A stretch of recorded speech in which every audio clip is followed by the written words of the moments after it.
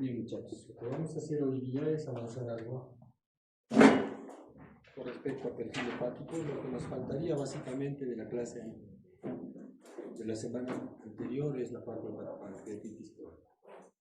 Lo que voy a tratar de hacer ahora es incluir un poco la parte de bioquímica hepática, hepatitis alcohólica, daño hepático producido por medicamentos y hablar algo sobre ictericia. ¿Sí? ¿Qué tenemos que acordarnos del perfil hepático?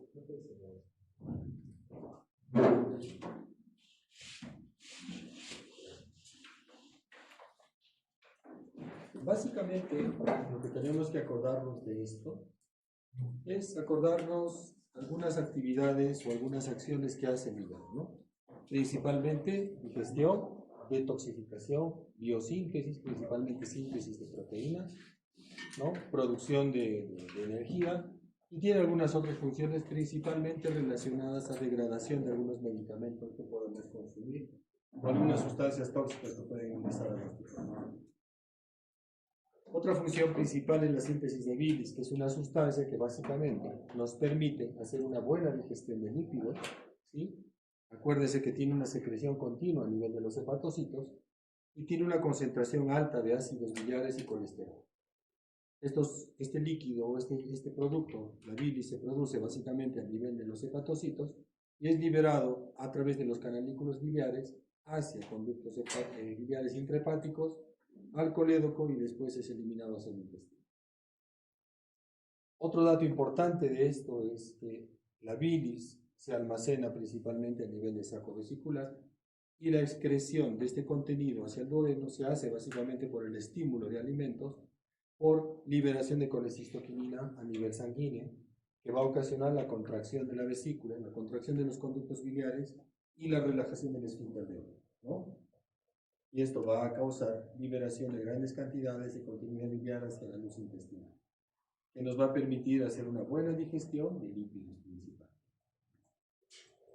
Otro dato importante que tenemos que acordarnos del hígado es la circulación enterohepática, que básicamente permite la reabsorción de muchas sustancias o de muchos productos liberados a nivel hepático a nivel intestinal. Por ejemplo, miren, los ácidos biliares secretados por la bilis hacia el duodeno son reabsorbidos casi en un 90% a nivel del hígado interno.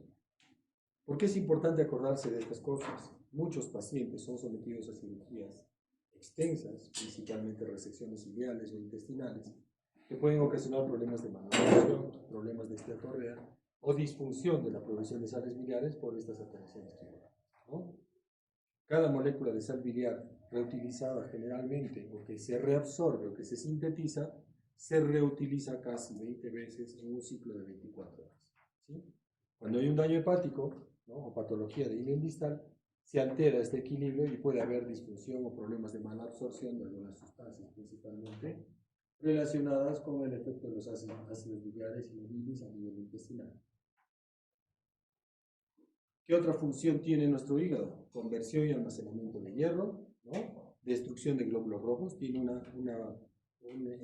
trabajo similar al vaso, ¿sí? La hemoglobina liberada representa una fuente principal de bilirrubina y los grupos hemo son convertidos en bilirrubina por el hígado, el vaso y la médula ósea. Acuérdense que esto es el sistema básicamente que hace la degradación de los glóbulos rojos y su reabsorción continua consecuente de algunas sustancias, principalmente la degradación de bilirrubina. ¿Qué tenemos que acordarnos del perfil hepático, básicamente? Todo perfil hepático, acuérdense ustedes, que incluye todos estos análisis: las transaminasas, la fosfatasa alcalina, bilirrubinas totales y fraccionadas, albúmina y globulina y tiempo de protón. ¿Sí? En algunos establecimientos se incluye la gamma-glutamina transpeptidasa y las 5 nucleotidas, que son básicamente todos los exámenes que nosotros debemos solicitar cuando estemos pensando en un problema o estamos solicitando un perfil hepático. Yo anoto perfil hepático, yo tengo que tener en la cabeza que voy a tener todos estos resultados. Pero acuérdense que en otros centros de salud nosotros tenemos que tipificar qué tipo de análisis estoy solicitando. No se hacen en grupos o en paquetes como lo hacen en el Seguro Social. ¿Qué es importante acordarse de este perfil? Básicamente, de acuerdo a la patología que yo esté sospechando, puedo interpretar algunos análisis de laboratorio que pueda tener en mi paciente. ¿Qué características tienen estas pruebas? Básicamente, entender que hay pruebas que nos van a hablar de daño hepático, nos van a hablar otro grupo de pruebas de laboratorio, nos va a hablar de daño biliar, asociado básicamente al problema obstructivo, y hay otro paquete de laboratorios que nos pueden hablar básicamente de la función hepática. Entonces, yo tengo que interpretar todos estos análisis que me voy a solicitar a mi paciente, y de acuerdo a la clínica y a los análisis de laboratorio, yo puedo estar hablando de daño hepatocelular, problema obstructivo o disfunción hepática principal. ¿Cuáles son los marcadores bioquímicos que me hablan de daño o afectación básicamente del hepatocito? Las transaminasas, ¿no? La alanina aminotransferasa, o la TGP, ¿no?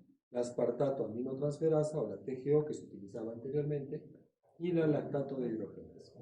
Estas tres pruebas laboratoriales me hablan básicamente de afectación de los hepatocitos, daño de células hepáticas, ¿sí?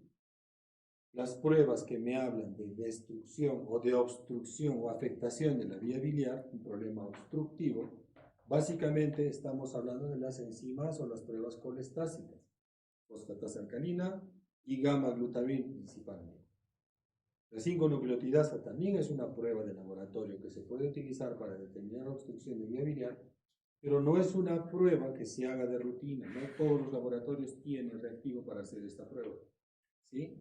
Y nuevamente miren ustedes, la bilirrubina nos puede hablar tanto de daño hepatocelular como de problema obstructivo. Es decir, no es una prueba específica para determinar una u otra patología. Y el otro grupo de laboratorios que tenemos que tener presente son básicamente las pruebas que nos van a hablar de la funcionalidad hepática. Entonces, nuevamente tenemos tres grupos, ¿no? Pruebas que nos hablan de afectación hepatocelular, pruebas colestásicas y las pruebas que nos hablan de función hepática. ¿Qué vamos a determinar con la función hepática? Que ese hígado esté trabajando de manera adecuada. ¿Y cómo yo mido la funcionalidad? Acuérdense que la principal función del hígado es la síntesis de albúmina de proteínas, principalmente, ¿no? Y el tiempo de protrombina es también una sustancia que se produce, básicamente es un factor de coagulación que tiene relación con la síntesis y la funcionalidad adecuada del hígado. Nuevamente, bilirrubina también puede estar elevada en patología de origen de funcionalidad hepática. Entonces, la bilirrubina puede estar elevada tanto en daño hepatocelular, función hepatocelular o problema obstructivo. Lo que nos va a diferenciar son las otras pruebas, ¿no? ¿Qué podemos hablar de los marcadores bioquímicos de daño hepatocelular, básicamente? Las aminotransferasas son pruebas, o es la prueba de laboratorio de la TGO y la TGP, que nos hablan de lesión de hepatocitos, producido básicamente por daño en la membrana del hepatocito, por destrucción o apoptosis o necrosis hepatocelular. Es decir, cuando tenemos elevación de las transaminasas, tenemos que pensar que está habiendo destrucción de células hepáticas, ¿sí? Por destrucción o afectación de la membrana, por autodestrucción de las células, que es la apoptosis, o necrosis de las células hepáticas. Los valores de referencia normal dependen mucho del laboratorio, ¿no? Donde trabajo se utilizan unidades por litro, básicamente los valores de referencia son de 10 a 34 la TGP, la TGO y la TGP de 5 a 60 unidades internacionales por litro. En otros centros y en otros laboratorios se utilizan miligramos por decilitro. Acuérdense siempre comparar con los valores del laboratorio normal que les ponen a ustedes cuando les entregan el resultado. No es dable tener en la cabeza los valores de referencia normal porque va a variar mucho de acuerdo al laboratorio con el cual ustedes trabajan. Lo importante es acordarse qué parámetros nos van a servir para interpretar estos resultados. ¿Sí? Siempre compararlos con los valores de referencia normal. Otro dato puntual que tenemos que acordarnos con respecto a las transaminasas, acordarse que la ALT o TGP es básicamente, nos orienta a hablar de destrucción del hepatocito, ¿sí? Presente principalmente cuando el hígado está afectado, ¿sí? Y aumenta por filtración o por daño, nuevamente, miren, de la membrana, apoptosis o necrosis hepatocelular. La TGP es propia del hígado, para que se acuerden con la P, ¿sí? Es específica de daño hepatocelular. La TGO se puede elevar en varias patologías, porque básicamente se incrementa por afectaciones a nivel citoplasmático y mitocondrial. Es decir, podemos tener elevación cuando hay daño en el músculo esquelético, cuando hay afectación renal, cuando hay afectación cardiovascular, cuando hay afectaciones o isquemia cerebral, o también afectaciones en el páncreas, eritrocitos, a nivel básicamente cerebral. Es decir, siempre acuérdese que la TGO puede elevarse mucho más cuando hay daño muscular, ¿sí? Ese es el dato principal en el cual puede elevarse mucho más la TGO. La dihidrogenasa láctica también es una prueba que nos habla de daño hepatocelular, pero es poco específica. También se eleva a nivel cuando hay afectaciones musculares, a nivel cardíaco, a nivel de los eritrocitos, cerebro o riñón, ¿sí? Pero básicamente un dato importante que tenemos que tener presente, si yo tengo un paciente con una hepatitis aguda, con una destrucción masiva del hepatocito, hablando básicamente de una hepatitis isquémica, puedo tener una elevación mucho más marcada del DHE, ¿no? Y cuando se encuentra de manera persistentemente elevada, siempre tengo que pensar que puede haber un problema de infiltración asociado a neoplasia principal. Mucho más si se suma con elevación de fosfatasa alcalina. Como ven hasta acá, ninguna prueba de laboratorio que tenemos es específica de un órgano, ¿sí? Siempre hay que superponer la clínica y los análisis de laboratorio son de confirmación o de aproximación en nuestro diagnóstico. Las pruebas colestásicas, nuevamente, ¿cuáles son? ¿Cuáles son, muchachos? ¿Y quién más? Gamma, glutamina, transpeptidasa, son las tres, ¿sí? Pero nuevamente, miren, si tienen fosfatasa alcalina sola elevada, siempre tienen que sospechar que puede haber otra patología de fondo. Daño óseo, ¿sí? Daños a nivel de las articulaciones, fracturas. Acuérdese que también puede estar elevado en el periodo de crecimiento del niño, ¿sí? Y básicamente la vía principal es de hígado y hueso, ¿no? Pero también puede elevarse en la gestación, en el tercer trimestre del embarazo, puede estar elevada básicamente por fosfatasa alcalina de origen placentario. Hay un grupo de pacientes que son los diabéticos, que también pueden tener elevación de la fosfatasa alcalina, y también hay otros que pueden tener elevación de fosfatasa por la producción de fosfatasa o de jugo alcalino a nivel intestinal. Este grupo de pacientes pueden tener valores de fosfatasa alcalina elevadas y sin necesidad de tener una patología obstructiva o patología ósea, ¿no? Eso es lo que les decía también en el periodo de crecimiento, ¿no? A partir de que el niño empieza a crecer, los valores de fosfatasa siempre van a estar elevados por la actividad osteoblástica principal. Una vez que llega uno a terminar de crecer, los valores de fosfatasa alcalina llegan a sus valores de referencia normal. Y también en pacientes diabéticos, ¿no? El otro grupo de pacientes, hemos dicho que la gamma-glutamina es específica de la vía biliar, pero también puede estar elevada en problemas renales, cardiovasculares y cerebrales.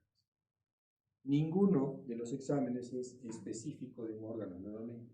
Miren, daño a nivel de las vesículas seminales, a nivel pancreático, a nivel del vaso, puede elevar también la gamma-glutamina. Es lo que prima acá, las manifestaciones clínicas del dolor del paciente, generalmente el dolor clásico, ¿no? Dolor en hipocondrio derecho, ictericia, ecografía con colédoco dilatado. Yo puedo confirmar que es un problema colestásico obstructivo si tengo una gamma-glutamina y una fosfatasa alcalina elevada, ¿no?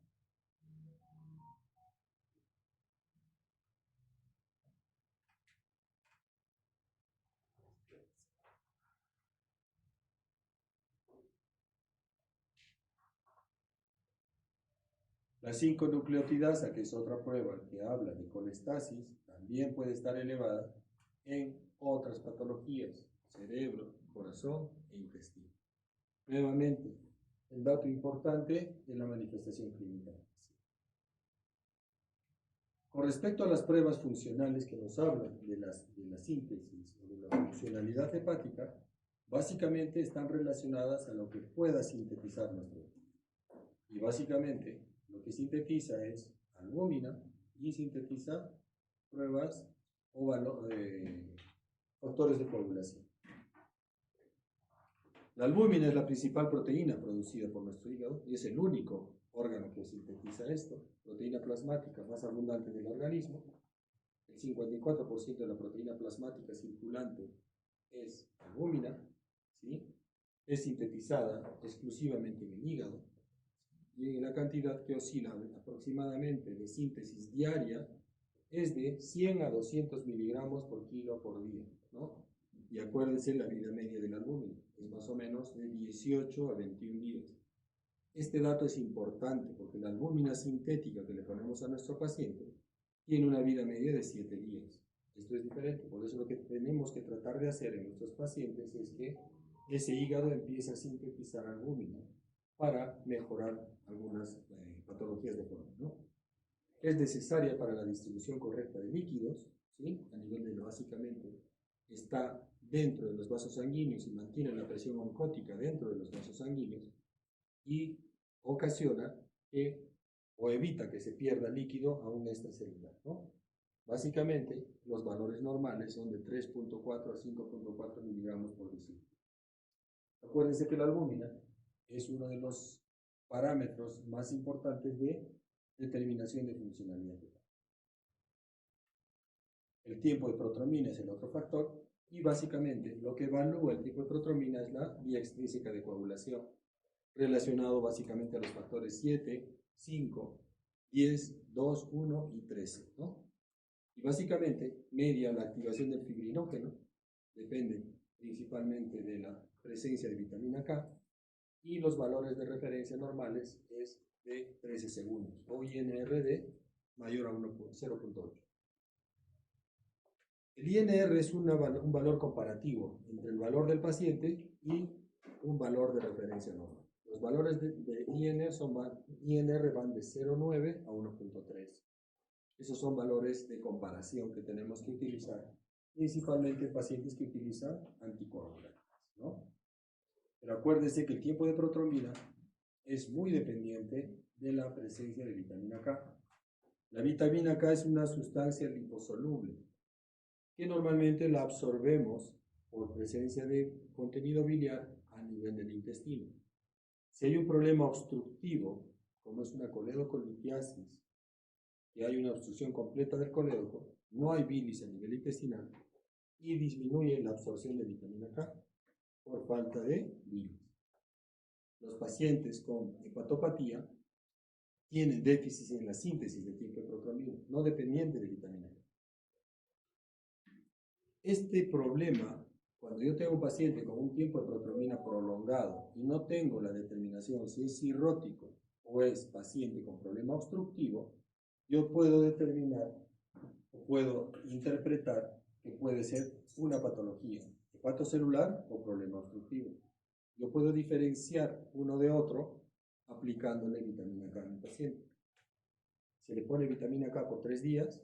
Si es un problema obstructivo, es decir, ese hígado funciona de manera adecuada, ese tiempo de protrombina se va a normalizar. Si es un paciente cirrótico o hepatópata, yo le aplico la vitamina K por 3 días y no va a haber corrección del tiempo de protrombina. Eso me puede diferenciar si yo tengo alguna duda con respecto a la determinación si es por problema obstructivo o por un problema de cirrosis en el paciente. ¿Qué exámenes debemos pedir en un paciente para determinar cómo funciona o cómo está el perfil hepático del paciente? Patrón hepatocelular, básicamente relacionado con transaminasas, ¿no? Transaminasas muy elevadas, básicamente, debe estar asociado a destrucción de hepatocitos con elevación de fosfatasa no muy alta y bilirrubinas pueden estar altas. Otro dato importante, tiempo de protromina y albúmina pueden estar anormales. O sea, básicamente, transaminasas elevadas con bilirrubina alta y alteración de albúmina y tiempo de protromina, yo estoy pensando que es un paciente con un daño hepatocelular. Pero si yo tengo un paciente con elevación de transaminasas discreto, con enzimas colestásicas elevadas, TP y albúmina normal, es básicamente un problema obstructivo. Siempre acuérdense que la TGP o la ALT es específica de la función o daño hepático, a diferencia de la AST o la TG. Hay algunos datos también relacionados a la diferenciación o al cociente entre la TGO y la TGP, que nos pueden hablar de algún daño hepatocelular o problema asociado al consumo de alcohol. La mayoría de patologías asociadas a daño hepatocelular, siempre la TGP va a estar más alta que la TGO. Y la relación TGO sobre TGP siempre va a ser menor a 1. En el caso especial de pacientes con hepatopatía alcohólica, van a ver ustedes que la relación TGO sobre TGP es mayor a 2. Es en la única patología hepática que van a encontrar ustedes una relación TGO sobre TGP mayor o igual a 2.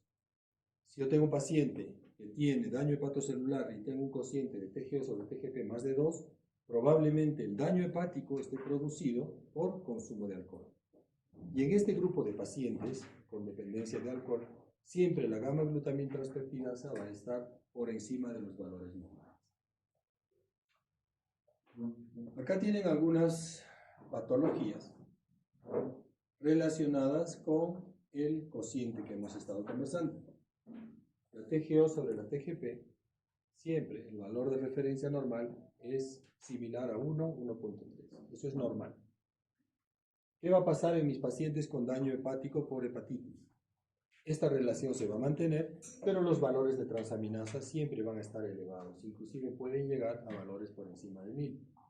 ¿Sí? En hepatitis viral aguda, isquemia o toxicidad por fármaco. Va a haber daño hepatocelular, pero relación TGO sobre TGP similar al valor normal, ¿no? 1, 1.3. En enfermedades hepáticas crónicas, básicamente, yo voy a encontrar una relación menor a 1, ¿sí? Pero siempre los valores van a estar por debajo de los 500 como valor de referencia. Y en la hepatitis o en daño hepático producido por consumo de alcohol, miren, los valores de transaminasa no siempre son muy altos, ¿no? Generalmente son valores hasta 300 generalmente, pero siempre la relación TGO sobre TGP va a estar más de 2. Siempre va a estar asociado un cociente mayor a 2, siempre me hace sospechar en daño hepatocelular producido por consumo de alcohol. En el cuadro colestásico, como estábamos conversando hace un rato, siempre la fosfatasa y la gamma-glutamil van a estar elevadas, pero las transaminasas pueden estar elevadas, pero siempre van a encontrar valores de referencia diferentes, disociados que se llaman. En los casos de daño hepático, siempre las transaminasas van a estar elevadas a valores similares. No hay mucha diferencia entre una y otra. La bilirrubina puede estar elevada, la albúmina y el TP generalmente van a estar normales, excepcionalmente se puede alterar el tiempo de protromina. Acá tenemos otro cuadrito. ¿Qué es lo más común? Gamma-glutamina elevada con fosfatasa alcalina elevada. Estamos frente a un problema de colestasis. Gamma-glutamina elevada con fosfatasa alcalina normal. Tenemos que buscar siempre la posibilidad de que pueda haber algún daño extrahepático. Acuérdese que estas enzimas no son específicas de un solo órgano, puede estar afectado otro órgano. Fosfatasa alcalina elevada con gamma-glutamil y 5-nucleotidas elevada, estamos en el mismo cuadro, colestasis. Si tenemos fosfatasa elevada con gamma y 5-nucleotidas anormales, estamos frente a una patología extrahepática. Puede ser daño óseo, puede ser que esté en la paciente gestante, puede ser isquemia intestinal. puede ser básicamente muchas patologías asociadas a fosfatasa alcalina elevada. La bilis es otra sustancia que producimos y que básicamente su componente principal es agua, electrolitos y ácidos biliares. Estas dos sustancias, el ácido cólico y el quenodeoxicólico, son los que sintetizamos más o menos de 0,5 gramos por día. Y esto es lo que lleva a un círculo de reabsorción por la circulación enterohepática. El 95% se reabsorbe a nivel hígado terminal y básicamente la síntesis diaria en promedio no excede de 2,5 gramos por día. Es decir, básicamente la cantidad de producción, mejor dicho, 0,5 gramos por día producimos de estas sales biliares. Y el pool normal es de 2,5 a 3 gramos. Es decir, 2 a 3 gramos por día son reabsorbidos y pasan por la circulación enterohepática de manera diaria.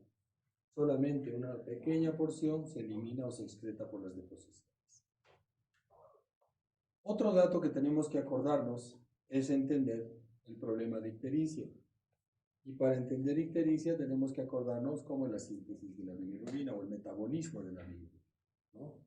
Acuérdense que la principal producción de bilirrubina viene, o la principal presencia de bilirrubina en sangre viene de la degradación de los glóbulos rojos. Los glóbulos rojos son degradados en el vaso, en la médula ósea y en el hígado, y básicamente se degrada, ¿no? La hemoglobina se degrada en globina, que es la proteína, ¿no? Y el grupo hemo, que básicamente va a degradarse por la hemoxidasa, va a producirse biliverdina. Esta biliverdina es básicamente la bilirrubina indirecta, que es insoluble en agua. Para ser transportada a nivel sanguíneo tiene que estar unida a la albúmina. La bilirrubina indirecta unida a la albúmina es transportada y absorbida o ingresada a los hepatocitos por difusión facilitada dentro de los hepatocitos, y dentro de los hepatocitos se une a una sustancia por la glucuroniltransferasa, se convierte en bilirrubina directa. Esta conversión hacia bilirrubina directa permite que esta bilirrubina pueda ser transportada a nivel plasmático sin la necesidad de unirse a una proteína. Y esta bilirrubina directa es la que eliminamos ya sea por vía biliar o por vía urinaria o por vía fecal, básicamente, ¿no? Es lo mismo, en la misma secuencia, ¿no? Siempre la conversión de biliverdina, bilirrubina no conjugada, se une a la albúmina, entra al hepatocito, se conjuga y se elimina, ya sea a nivel intestinal, convirtiéndose en urobilinógeno, que es lo que da el pigmento a las deposiciones. Parte de este urobilinógeno se reabsorbe por circulación enterohepática, entra y se convierte en urobilina, que es básicamente eliminado por la orina. Un pequeño porcentaje se elimina por las deposiciones, que es la estercobilina, que es la que da el color a las deposiciones. ¿Por qué es importante entender esto? Básicamente, si se bloquea o se afecta, en un primer paso, vamos a tener elevación de bilirrubina indirecta. Si se afecta la conjugación, elevación de bilirrubina indirecta. Si se altera o sea, hay destrucción hepatocelular, básicamente vamos a tener elevación de bilirrubina directa e indirecta. Y si hay obstrucción, lo que va a elevar principalmente es bilirrubina directa, porque no se va a poder expulsar a través de los conductos biliares. Nuevamente, miren ustedes, la bilirrubina puede estar elevada en un patrón hepatocelular, en un patrón colestásico y también en un patrón o en un daño hepatocelular o un problema funcional del hígado. No es una enzima o una prueba útil para diferenciar uno del otro. Siempre las pruebas de síntesis nos van a hablar de la afectación de la funcionalidad hepática, ¿no? La albúmina disminuida, ¿en qué casos vamos a tener? Principalmente en pacientes con cirrosis hepática.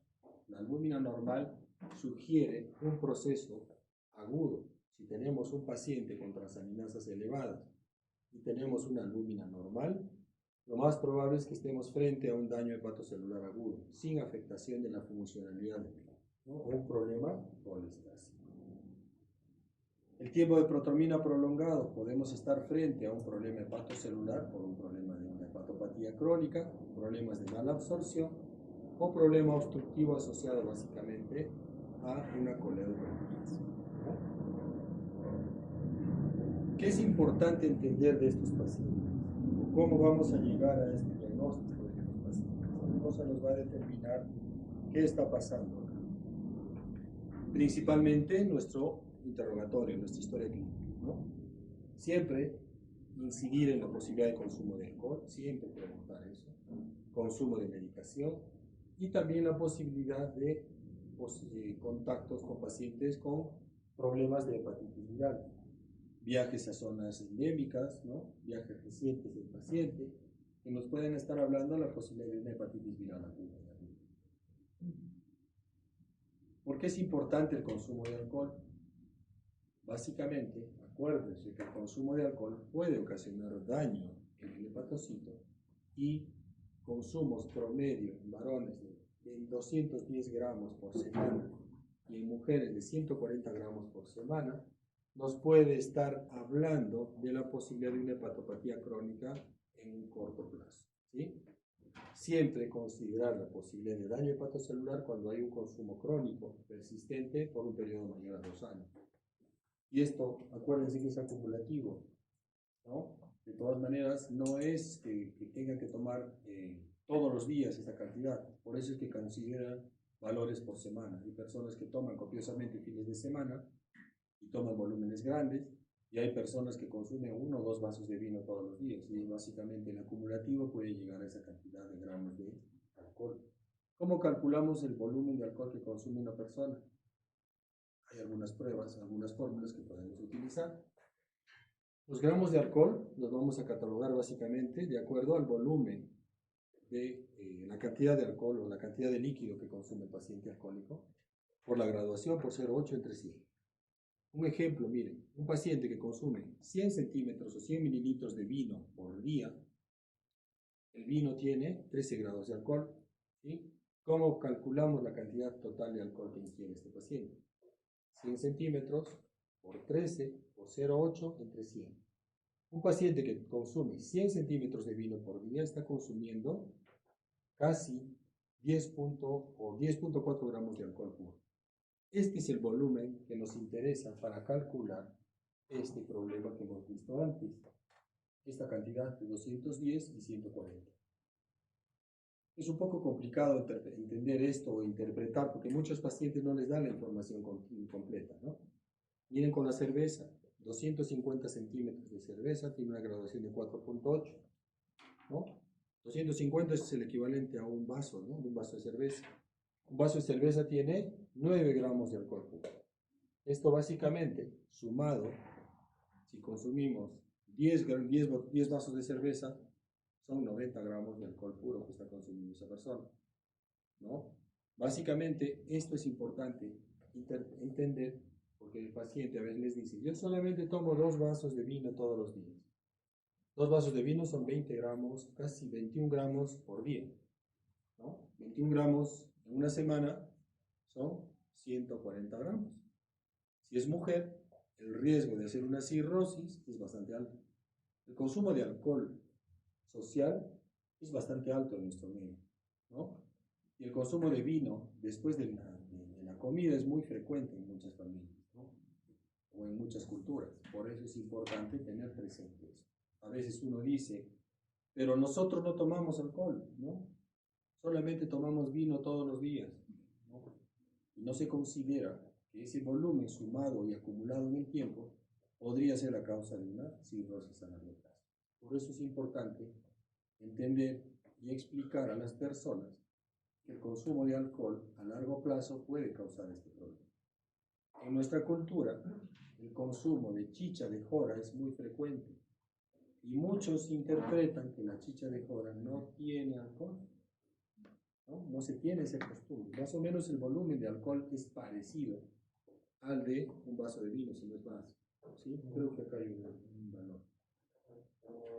Siempre que piensen en un problema de daño hepático asociado al consumo de alcohol, tenemos que ver los valores de referencia, de los valores de laboratorio, ¿no? Siempre los pacientes con hepatopatía crónica por consumo de alcohol, los valores de transaminasa nunca están muy altos, 8 veces el valor normal, 5 veces el valor normal. pero siempre acuérdense que va a haber elevación de gamma glutámica.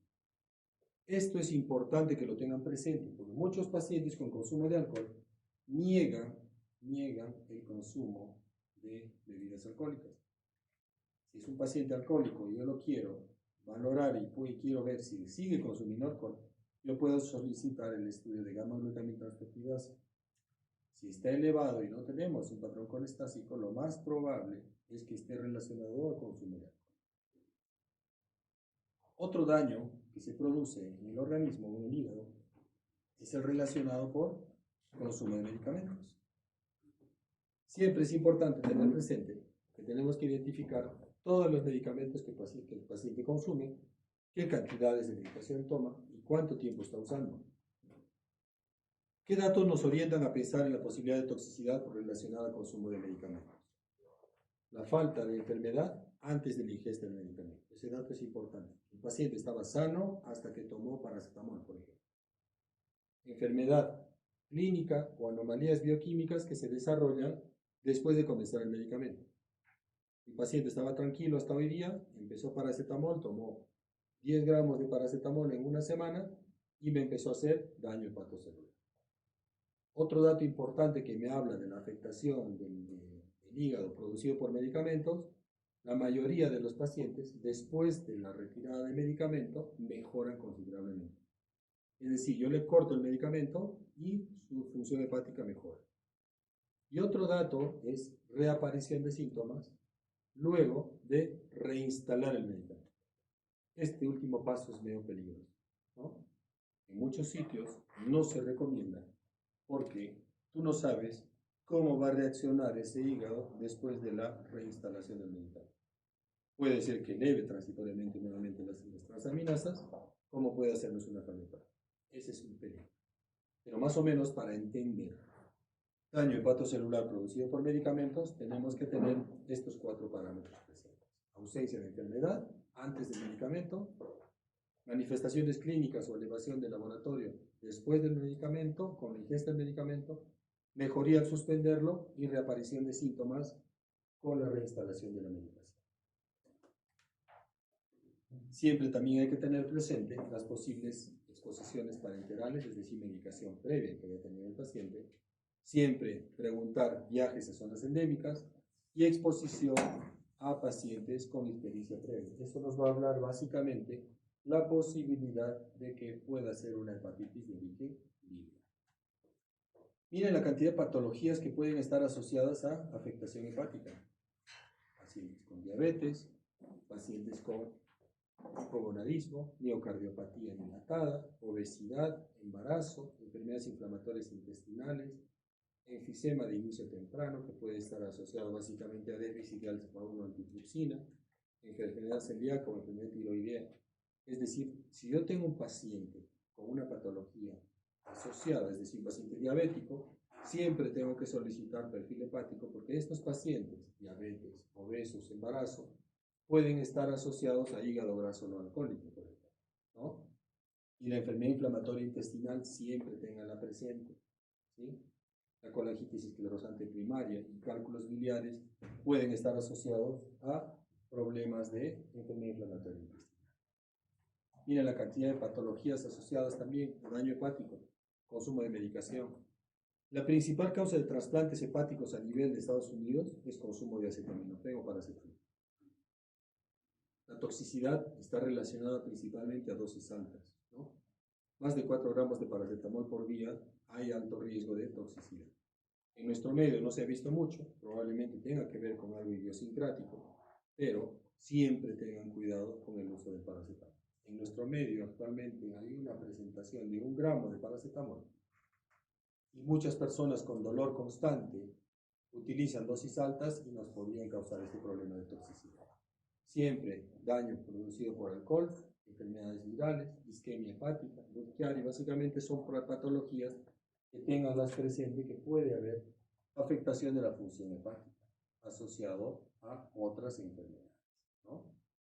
¿Cuándo debemos considerar la posibilidad de tomar una biopsia hepática? Cuando las pruebas serológicas son negativas, cuando tengo elevación aguda de las transaminasas que no se resuelve, que no mejora considerablemente, Si aparece después de una insuficiencia hepática aguda, puede ser necesaria la toma de biopsias. Si hay elevación de menos de 5 veces el límite superior de lo normal y el paciente está estable, ¿no? Y no tenemos una causa lógica de la elevación de transaminasas, podemos considerar de repetir el perfil hepático en 3 meses. Y si sigue elevado y no tengo una explicación, le puedo considerar la biopsia. ¿Por qué no se toma de primera intención? Porque tiene muchos riesgos, ¿no? Uno de ellos es sangrado, y a veces los sangrados son masivos. Puedo básicamente tener muchas complicaciones con respecto a la biopsia. Acuérdese que actualmente la biopsia se hace con vía ecográfica, ¿no? Es decir, yo no tengo la certeza de que no haya podido lastimar un vaso sanguíneo, y en el tiempo este paciente puede ocasionar, horas posteriores a la biopsia, puede hacer una hemorragia y un hematoma subcapsular o un hemoperitoneo, ¿no? Y hay posibilidades de que el paciente pueda fallecer por una biopsia. ¿Qué hacer con la fosfatasa elevada, muchachos? Básicamente, nos habla de colestasis, como hemos dicho, pero puede estar asociado también a afectación extrahepática, ¿no? Nosotros podemos considerar la posibilidad de una toma de biopsia cuando tenemos persistencia de fosfatasa alcalina, básicamente por encima del 4 veces el valor de referencia normal, sin ninguna explicación lógica, ¿no? En grados menores con elevación inespecífica, y que básicamente yo esté sospechando una patología no cirrótica principal, ¿no? Pero miren ustedes, la elevación de fosfatasa no necesariamente está asociado a daño hepático. Fisiológicamente en niños está elevado. En el tercer trimestre del embarazo, daño intestinal, afectaciones a nivel óseo, ¿no? Periodo de crecimiento, fracturas, osteomalacia, enfermedad de Payet asociada básicamente a tuberculosis ósea, sarcoma osteogénico, hiperparatiroidismo, es decir, hay varias patologías que pueden tener valores de fosfatasa elevados, ¿no? Básicamente, si tenemos una persistencia de valores de fosfatasa 2 veces el valor normal por más de 6 meses, puede ser una indicación de determinar una biopsia hepática, ¿sí? Si tenemos valores menores a 2 veces el valor normal y todas las pruebas bioquímicas hepáticas son normales, el paciente está asintomático, la recomendación es observar y monitorizar, ¿no? Pedir pruebas cada 6 meses y ver cómo evoluciona en el tiempo este paciente, ¿no? Siempre, para ver colestasis o daño hepatocelular, considerar la posibilidad de gamma-glutamil y 5-nucleotidasa para confirmar nuestro diagnóstico, ¿sí? Siempre la gamma-glutamil está elevada en patología ósea, hepatocelular. Pero mire, páncreas, riñón, pulmón, consumo de alcohol, consumo de medicamentos, miren, fenitoína y barbitúricos, pueden elevar la gamma-glutamil, ¿sí?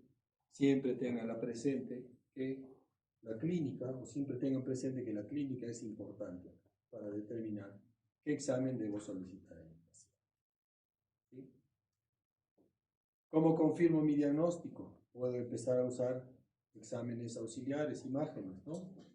Siempre la ecografía nos va a permitir ver la determinación si hay un daño hepatocelular, si hay afectación de la vesícula o la vía biliar, si hay masas o tumoraciones, ver cómo está el tamaño del hígado. Si tengo esplenomegalia y es un paciente que tiene transaminasas elevadas, puedo estar frente a una hepatopatía crónica asociada a hipertensión portal.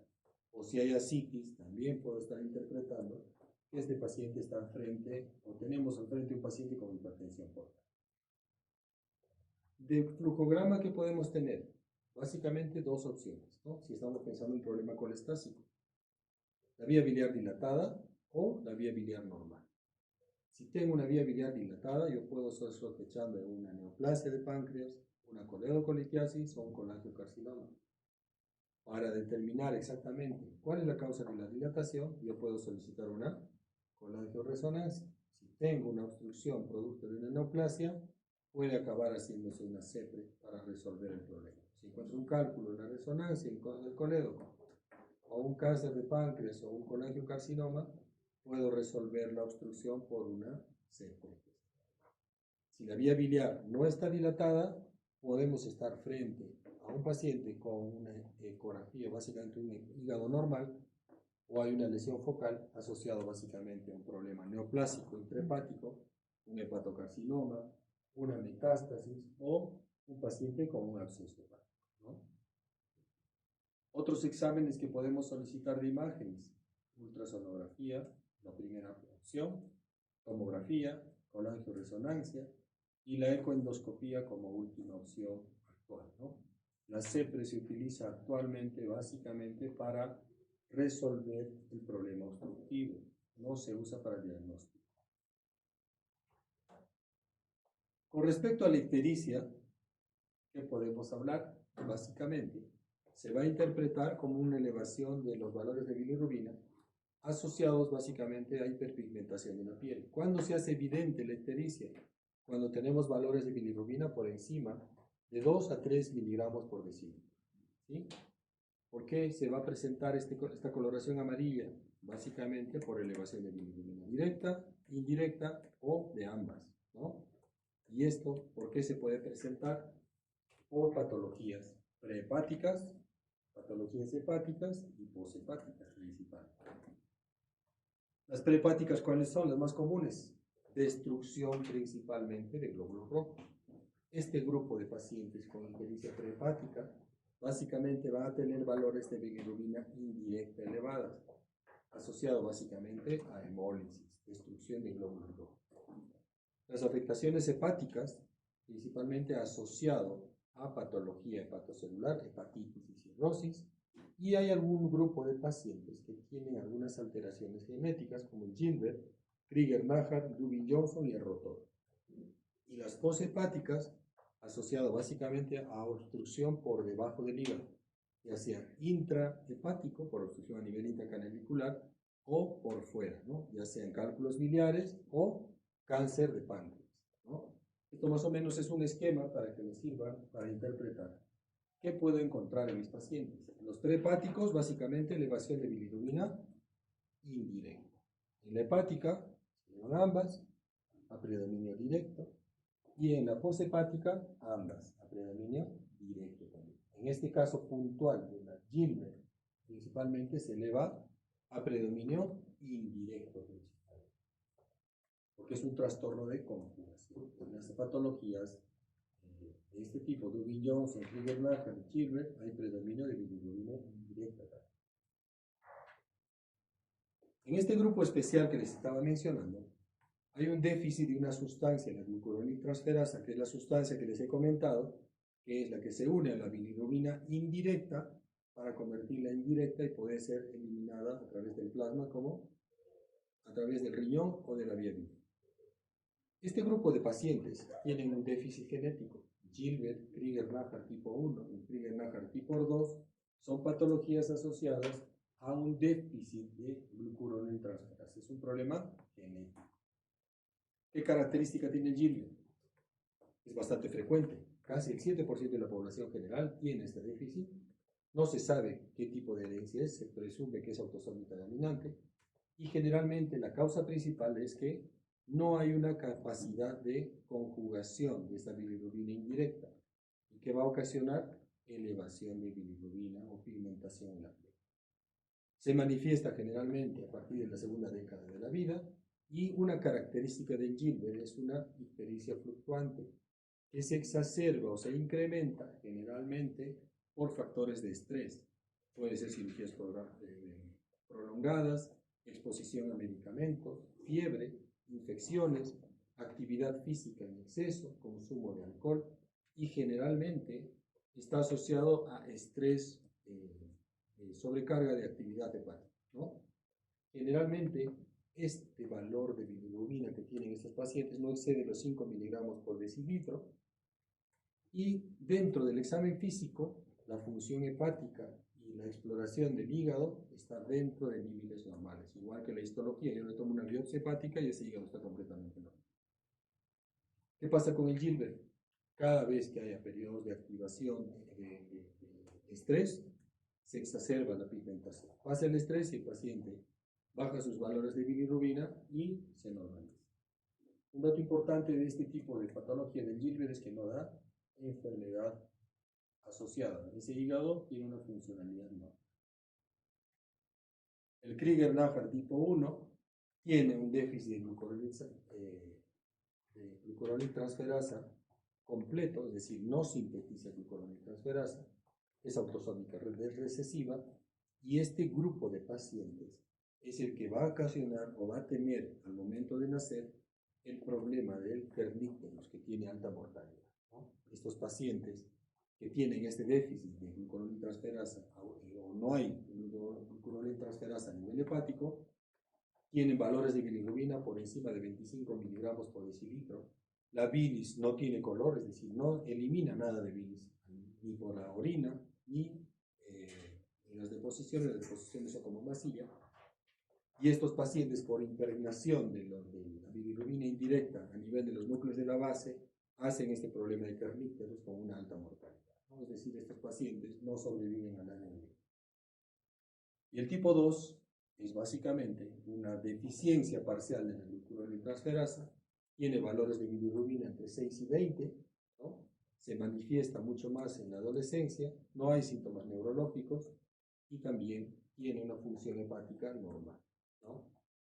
Estos pacientes básicamente son similares al Gilbert, ¿no? Pero con valores de bilirrubina mucho más altos, ¿no? Los pacientes que tienen un déficit combinado de bilirrubinas son el Dubin-Johnson y el Rotor. Son defectos familiares o genéticos principales.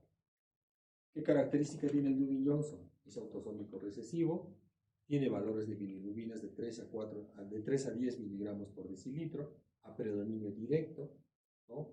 Las manifestaciones se presentan a edad variable, ictericia fluctuante, empeora con exposición a medicamentos, generalmente son asintomáticos, pero cuando yo le hago una cirugía laparoscópica por una vesícula o yo le hago una biopsia, generalmente son hígados impregnados con pigmento biliar, son hígados negros generalmente, ¿no? Y generalmente son pacientes que tienen un problema de excreción biliar. Y el Rotor generalmente tiene aumento de bilirrubina directa, no hay acúmulo de pigmentos en las células hepáticas y básicamente tiene un trastorno de almacenamiento hepático, ¿no? No es muy frecuente en nuestro medio. Lo más común es el Gilbert, ¿no? Y es el que van a ver frecuentemente cuando hagan consulta externa. No es muy frecuente de verlo en la actividad diaria en general. Cuando tenemos elevación de bilirrubinas, la directa y la indirecta, siempre tenemos que pensar también en afectación hepatocelular, colestasis intrahepática y obstrucción de la vía biliar, que hemos comentado, ¿no? Generalmente, cuando es lesión hepatocelular, se afecta la excreción canalicular, ¿no? Y hay elevación de bilirrubina directa a nivel sanguíneo, ¿no? ¿Qué más tenemos que ver? El problema colestásico. El problema colestásico es básicamente que se puede presentar a nivel hepatocelular o intrahepático o extrahepático. Si es intrahepático, tenemos que pensar básicamente en patologías ya sean de daño hepatocelular, como las hepatitis, cirrosis biliar primaria, hepatitis alcohólica, cuadros de sepsis, pacientes con nutrición parenteral total que también pueden elevar transaminasas, después de un trasplante hepático, pacientes en gestación, que también pueden hacer problema de colestasis intrahepática, ¿no? Y la poshepática, que es la más frecuente, que la van a ver mucho más en las emergencias, está asociado y mediado principalmente por la migración de cálculos de la vesícula hacia el colédoco o por problemas neoplásicos a nivel de la cabeza del páncreas, a nivel de la segunda porción del duodeno o colangiocarcinoma, ¿no? Hay un grupo especial que deben tenerlo también presente, que son un grupo de pacientes que tienen una alteración, una anomalía de la bilirrubina. Es una bilirrubina irreversiblemente unida a la albúmina, que es la delta bilirrubina, ¿no? Es excepcionalmente raro, pero básicamente estos pacientes no pueden eliminar esta bilirrubina, es una bilirrubina que está circulando permanentemente y causa hiperpigmentación en los pacientes, ¿no? Nuevamente acuérdense de esto, ¿no? Prehepática, hepática y poshepática, ¿no? Siempre asociado a la bilirrubina. Bilirrubina directa, elevada francamente, asociado básicamente a problemas de anemia hemolítica. Generalmente este paciente tiene anemia y elevación de bilirrubina indirecta.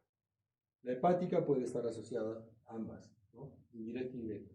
Y la poshepática, básicamente bilirrubina directa. Esto les puede orientar a interpretar vuestro análisis de laboratorio para determinar cuál puede ser la causa del problema del paciente, ¿no? Esa es básicamente la primera parte, muchachos. No sé si tengan alguna pregunta.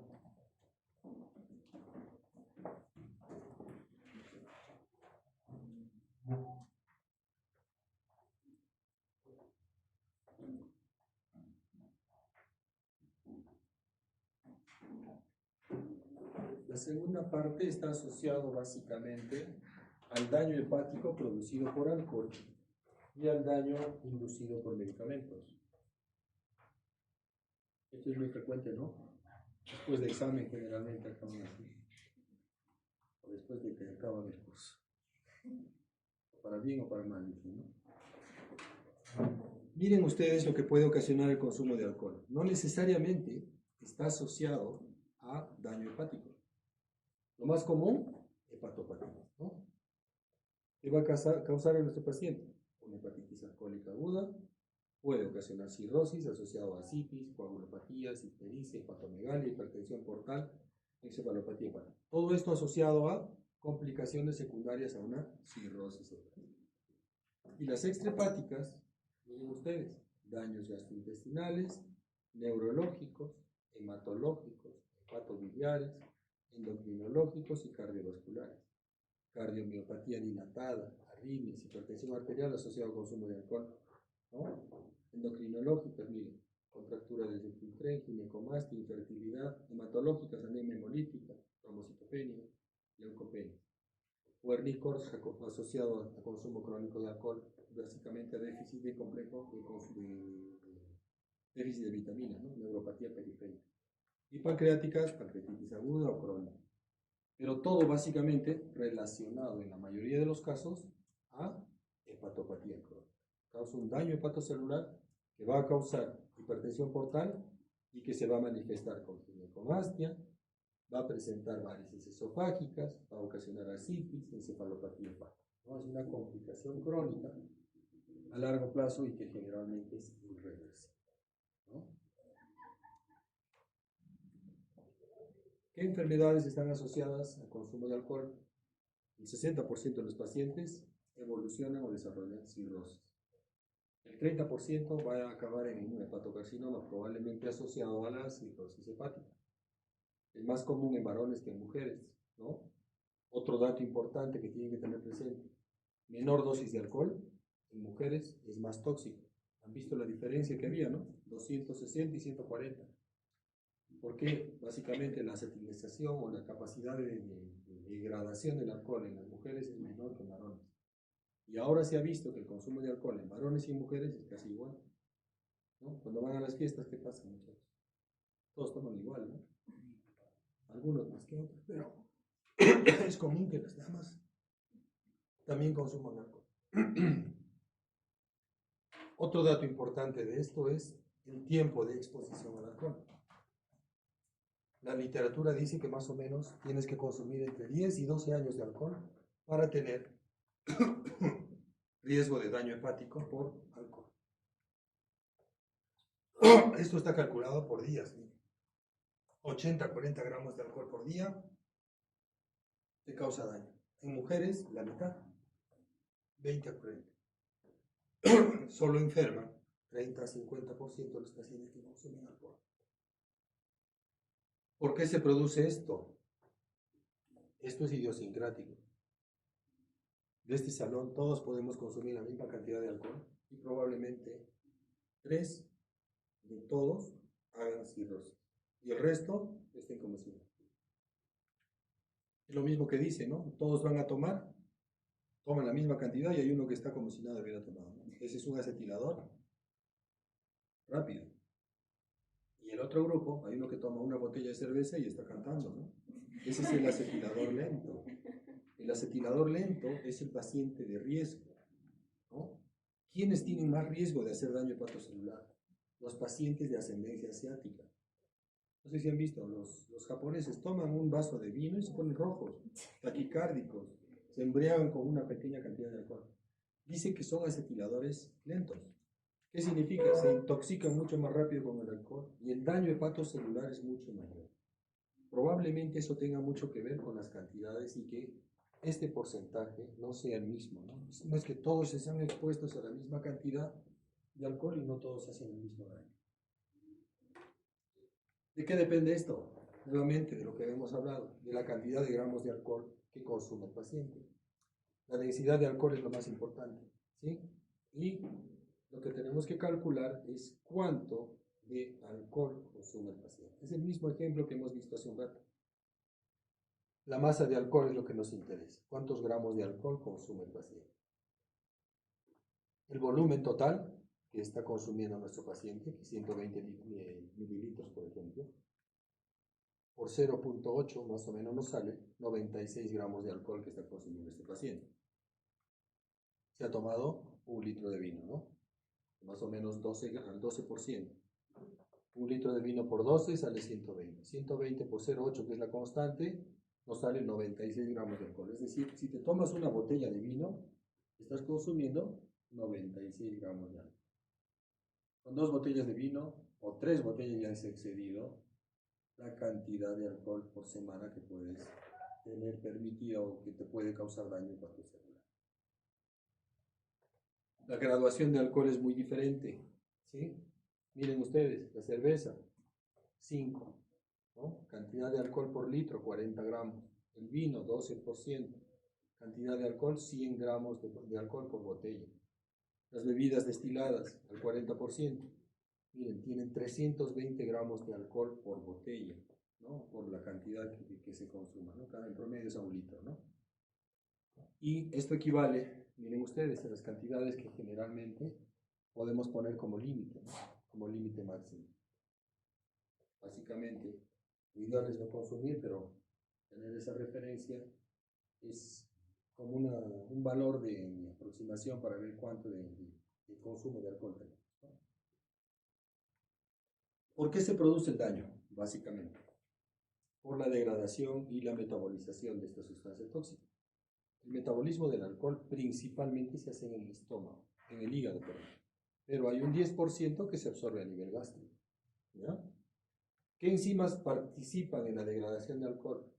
El alcohol de hidrogenasa, el citocromo P450 y la catalasa, ¿no?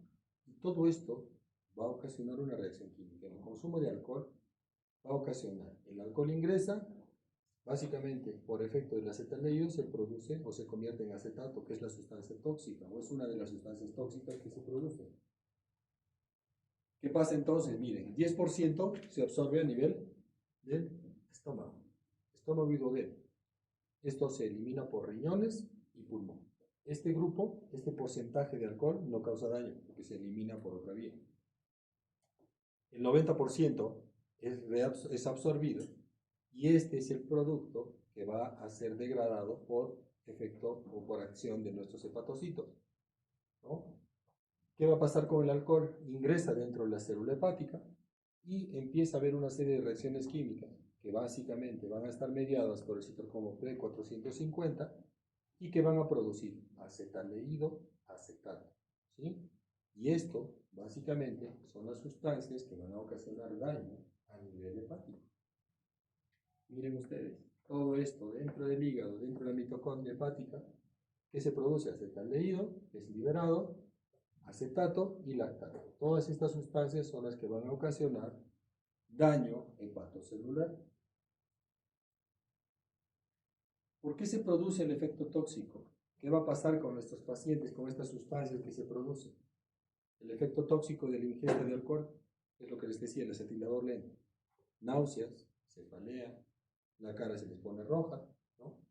¿Qué va a desencadenar? Va a causar un cuadro inflamatorio, hay liberación de citoquinas, factor de necrosis tumoral alfa, desencadena una respuesta inmune, aumenta el estrés oxidativo, altera el metabolismo del carbono, de los carbohidratos y de los lípidos, provocando acumulación de grasa dentro de los hepatocitos, que es la esteatosis. Hay destrucción de las mitocondrias, las mitocondrias empiezan a hacer apoptosis, se convierten en mitocondrias gigantes que no funcionan bien. Hay hipoxia perivenular en la zona 3 principalmente, hay destrucción de la zona 3 a nivel de los hepatocitos y hay activación de las células estrelladas. Este mecanismo de inflamación va a mediar y va a acabar activando estas células estrelladas que son las que producen, ¿no?, liberación o almacenamiento de colágeno tipo 1 y tipo 3 en el espacio de Dice, y es lo que va a acabar en la consecuente fibrosis o cirrosis hepática. Entonces, la injuria de alcohol está producido o está relacionado a predisposición genética, los acetiladores lentos, problema inmunológico, daño directo del alcohol y también déficit nutricional. Acuérdense que la mayoría de pacientes, la mayoría de personas que va a una fiesta y consume alcohol, no come, ¿no? Y eso empeora la posibilidad o aumenta el riesgo de toxicidad.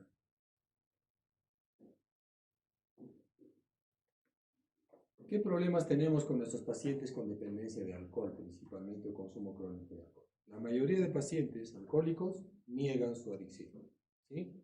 Hay una vergüenza social, ausencia de sospecha clínica, no hay marcadores específicos que nos determinen qué grado de daño del hígado, salvo la gamma glutamil que les puede orientar al consumo crónico, o elevación del volumen corpuscular medio, transaminasas ligeramente elevadas, y los test psicológicos que pueden orientar a determinar la dependencia de alcohol en la persona. Este cuadrito ya lo han visto antes, me parece, ¿no? Básicamente, lo que nos habla es del grado de destrucción hepático en el tiempo, ¿no? Si es un paciente con un hígado normal y hay consumo crónico de alcohol, o consumo grande, ¿qué va a pasar? Puede ser una hepatitis por consumo de alcohol, necrosis del hepatocito, inflamación, formación o producción de cuerpos de Mallory, cambios grasos, más o menos hasta un 35% de los pacientes. Si este paciente en este periodo deja de consumir alcohol, puede haber regresión y puede llegar a la normalidad. Si el paciente sigue consumiendo alcohol, ¿qué va a pasar? Va a ser fibrosis, nódulo de regeneración, ¿no?, hipertensión portal, y esto ya no tiene regresión. ¿Qué pasa con el otro grupo? ¿No? Hay otro grupo de pacientes que no hacen hepatitis, sino hacen un cuadro crónico. Esteatohepatitis asociado a degeneración grasa, fibrosis perivenular, que es más o menos el 90% de los pacientes. Si el paciente deja de exponerse al alcohol, puede haber regresión. Si el paciente se vuelve a exponer, puede haber otra vez la cascada cirrosis, o este paciente puede hacer una hepatitis sobre un hígado previamente enfermo. Ese grupo de hepatitis asociado a un hígado previamente enfermo es de peor pronóstico, ¿no? La posibilidad de destrucción masiva de los hepatocitos por una hepatitis alcohólica sobre un hígado previamente enfermo puede ocasionar una insuficiencia hepática y tiene alta mortalidad. La hepatitis alcohólica, ¿cómo hacemos el diagnóstico? Son pacientes con consumo crónico de alcohol que hacen una reactivación o consumo nuevo de alcohol masivo y generalmente pueden ser asintomáticos, y algunos pacientes vienen con una ictericia marcada, astenia, pérdida de fuerza, pérdida de masa muscular, ¿no?, dolor abdominal, pueden hacer asitis y algunos hacen fiebre, ¿no? ¿Qué encuentro en el examen físico? Clínica de una hepatitis aguda, hepatoesplenomegalia, dolor, ¿no?, en hipocondrio derecho, estigmas de hepatopatía crónica, esplenomegalia, y básicamente puede ser que un paciente previamente cirrótico haga una reactivación de su enfermedad y pueda tener descompensación encefalopática. ¿Qué voy a encontrar? Elevación de transaminasas por encima de valores normales, pero menos de 300, y siempre AST sobre ALT más de 2. Puede haber anemia macrocítica, elevación de bilirrubinas, descenso de albúmina, que ya me está hablando de una hepatopatía, y alteración de las pruebas de función hepática. Valores de albúmina principalmente bajos, que me hablan de una hepatopatía, y tiempo de protrombina prolongado, que me hablan también de una afectación aguda, ¿no? Siempre también tener presente que este grupo de pacientes, por sus conductas de riesgo y básicamente falta de no cuidado, tienen posibilidades de tener sobreinfecciones, ¿no?, o coinfecciones. Puede haber una hepatitis B de fondo o una hepatitis C. Hay un grupo de pacientes alcohólicos con obesidad que puede empeorar su pronóstico, y el consumo de tabaco también dicen que puede empeorar el pronóstico de este grupo de pacientes. Esto es lo que encontramos en nuestros pacientes con consumo de alcohol, básicamente una esteatohepatitis alcohólica, ¿no? Destrucción de hepatocitos y los cuerpos de Mallory, que son esos, e hígado graso, ¿no? Es inclusión. Ahí tenemos nuevamente otros, balonización de los hepatocitos. Las células hepáticas dejan de tener esa forma geométrica que tiene y se hacen como esferas, ¿no? Acumulación de grasa dentro de los hepatocitos. Acá tenemos los cuerpos de Mallory, esos blanquitos, esas manchitas. Estos son los cuerpos de Mallory, ¿no? Las inclusiones citoplasmáticas de este producto que se llama cuerpo de Mallory. Y cuando tenemos a un paciente con consumo de alcohol, podemos tener una valoración que nos puede ayudar a determinar el pronóstico de nuestro paciente. Hay un índice de Madre que se llama, que está asociado básicamente a pacientes con consumo de alcohol cirróticos que hacen una hepatitis aguda sobre un hígado previamente enfermo. Esto nos habla de pronóstico y mortalidad. Hay una valoración puntual, es una constante que es 4.6 por el tiempo de protromina del paciente menos el control, más bilirrubina en miligramos por decilitro. Si este valor es mayor de 32, este paciente tiene mal pronóstico con una mortalidad dentro de los 28 días siguientes que supera el 50%. Estas puntuaciones nos están ayudando igual que, por ejemplo, para los cirróticos, la determinación del Child o la determinación del MEL, para determinar cuál es la probabilidad de muerte de estos pacientes. Este índice Madre también determina o indica en qué casos yo puedo usar puntualmente medicación para controlar el problema de una hepatitis por alcohol. La enfermedad alcohólica, básicamente asociado a hígado graso, ¿no? Está asociado a lo que habíamos comentado hace un rato. Acúmulo de grasa puede ocurrir rápidamente en pocos días en bebedores y puede persistir en alcohólicos activos. La esteatosis hepática suele ser asintomática, igual que el hígado graso no alcohólico, y que solamente se va a manifestar como aumento del tamaño de la glándula hepatomegálica. Las pruebas hepáticas en la mayoría de estos pacientes con hígado graso son normales, o bien pueden existir discreto incremento de la AST, ¿no? En raras ocasiones puede haber problema colestásico asociado a GGTP elevada y fosfatasa alcalina elevada. Esta es la secuencia de inflamación del hígado graso. El grado de irritación producido por el alcohol va a ocasionar acidosis láctica, fibrogénesis hepática, se altera la gluconeogénesis, hay hipoglicemia, y esto favorece la síntesis de triglicéridos. Todo esto consecuentemente que va a ocasionar almacenamiento de grasa dentro de los hepatocitos. Esto es la explicación de la formación de hígado graso asociado al consumo de alcohol. Miren este hígado, este es un hígado graso, es un hígado gordito, ¿no? Con bordes edematosos, amarillentos, que básicamente está asociado a la inclusión de grasa dentro de los hepatocitos. Y esto es lo que vemos, ¿no? En la microscopía, acumulación de grasa dentro de las células hepáticas. Ahí también tenemos lo mismo, esteatosis hepática. En el otro grupo de pacientes, si sigue la irritación, van a evolucionar a la cirrosis. Empieza a haber necrosis o destrucción de hepatocitos, regeneración difusa, nodular y desorganizada, fibrosis, pérdida de la arquitectura y, básicamente, nódulos de regeneración. Una característica de la cirrosis hepática macroscópica es la cirrosis micronodular, es decir, nódulos de regeneración menores a 3 milímetros. Básicamente esta es la activación que les había mencionado, ¿no? Todo el acetaldehído, lactato, ¿no? Y factores de necrosis tumoral son los que destruyen las células hepáticas, activan las células de hito y las que son las que van a liberar o las van a empezar a depositar colágeno tipo 1 y tipo 3 en el espacio de vista, ¿no? Es más o menos la secuencia por la cual el consumo de alcohol va a ocasionar o va a activar esta cascada inflamatoria que va a acabar en el almacenamiento de colágeno dentro del espacio de vista. Este es un hígado cirrótico micronodular y que es básicamente irreversible, ¿no? Ya no tenemos estructura hepáticas o nódulos de regeneración. Y básicamente, ¿cuál es el tratamiento de esos pacientes?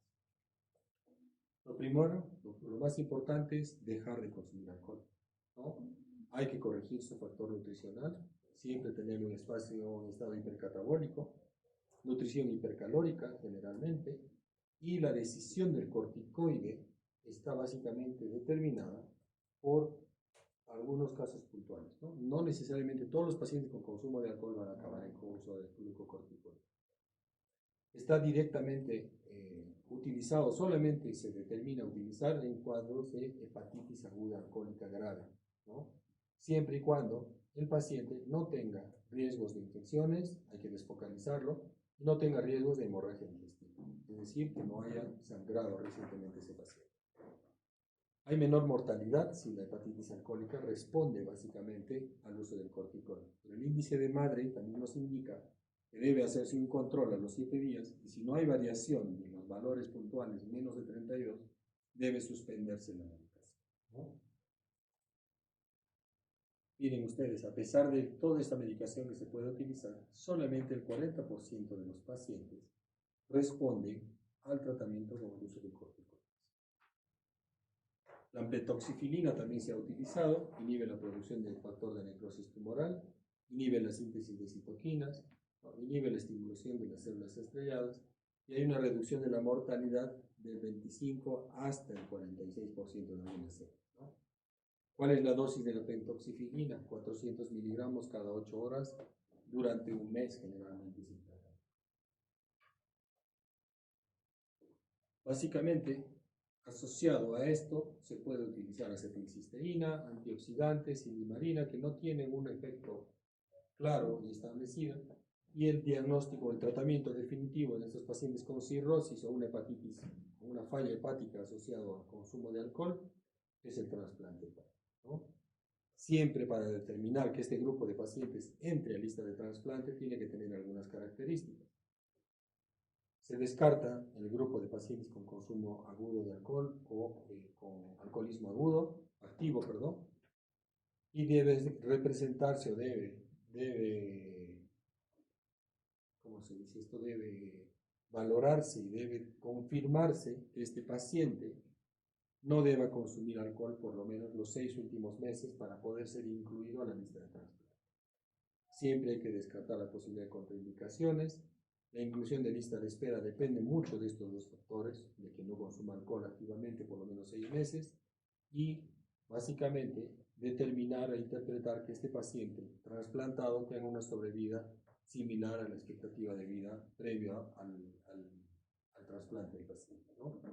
Y siempre el problema de esto depende mucho de la cantidad de donantes cadavéricos que podamos tener acceso, ¿no? ¿Qué recomendaciones finales puede haber con respecto al consumo de alcohol? Beber licor moderado, alternar siempre con consumo de alimentos, no beber con estómago vacío, solo beber, saber que el alcohol de por sí es hepatotóxico, no beber días laborables, dice acá, ¿no?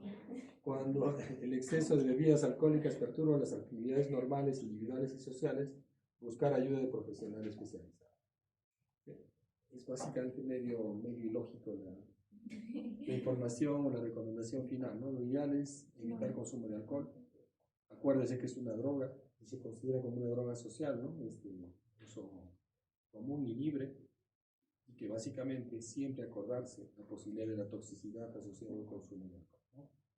Y básicamente, si bien es cierto, es dosis dependiente, también depende mucho de la idiosincrasia de cada persona. Eso también tenga muy presente. Hay familias enteras, o esposo y esposa, que consumen alcohol. Eso hemos tenido en varias oportunidades en el hospital. Y el esposo lleva a la señora en grado de cirrosis al hospital. Y el esposo está completamente normal. Probablemente tenga que ver mucho con los volúmenes que hemos estado hablando, ¿no? Las cantidades de alcohol que son más tóxicas en mujeres que en varones, ¿no? Y para acabar, esto de daño hepático producido por algunos medicamentos. La toxicidad mediada por medicación y por algunas sustancias consumidas por la gente, ya sean hongos, o sea, hierbas medicinales, o alimentos o medicinas para bajar de peso, han ocasionado en muchos casos, daño hepático, ¿no? La toxicidad producida por medicamentos está muy frecuentemente relacionado, está presente en nuestro medio y en varios sitios, ¿no? Puede estar asociada a algunas sustancias químicas, como el fósforo, disolventes, los pesticidas, fármacos, hierbas medicinales, tengan mucho cuidado con esto, toxinas biológicas, hongos, ¿no? Drogas sociales o las drogas que se utilizan frecuentemente como cocaína y éxtasis, que también pueden ocasionar daño hepático masivo y pueden acabar en una insuficiencia hepática. Las hierbas medicinales son un dolor de cabeza porque básicamente uno va a la tienda y básicamente encuentras una cantidad de medicamentos y mezclas de hierbas que al final no sabes qué estás consumiendo, ¿no? Otra causa son medicamentos. Y la primera causa de toxicidad hepática por medicación es de origen iatrogénico, es decir, nosotros la ocasionamos. El 10% de las hepatitis agudas en adultos está mediada por consumo de medicación. El riesgo de desarrollar hepatitis fulminante es de 15 a 30%. Es mucho más alta que la hepatitis A, ¿no? El 20% de las hepatitis por fármacos versus 1% de las hepatitis víricas agudas son causa de falla hepática fulminante. Miren, o sea, casi 20 veces más riesgo de hacer hepatitis fulminante por consumo de medicamentos que una hepatitis por virus, ¿no? El riesgo de hepatotoxicidad de la mayoría de fármacos es muy bajo. Ese dato también es importante. 1 por cada 10.000 o 1 por cada 100.000. El problema es que si somos el 1, somos el 100%. Dentro de los medicamentos recientemente utilizados, la amoxicilina con ácido clavulánico es una de las que más está relacionada con falla hepática por consumo de medicación. ¿Por qué se produce? Básicamente estas sustancias ingresan dentro de la célula hepática y el sistema retículo endotelial es el que se encarga de degradarlas o de convertir esta sustancia lipofílica, ¿no?, en metabolitos para poder ser eliminados o que puedan tener su efecto medicamentoso, si se puede llamar así.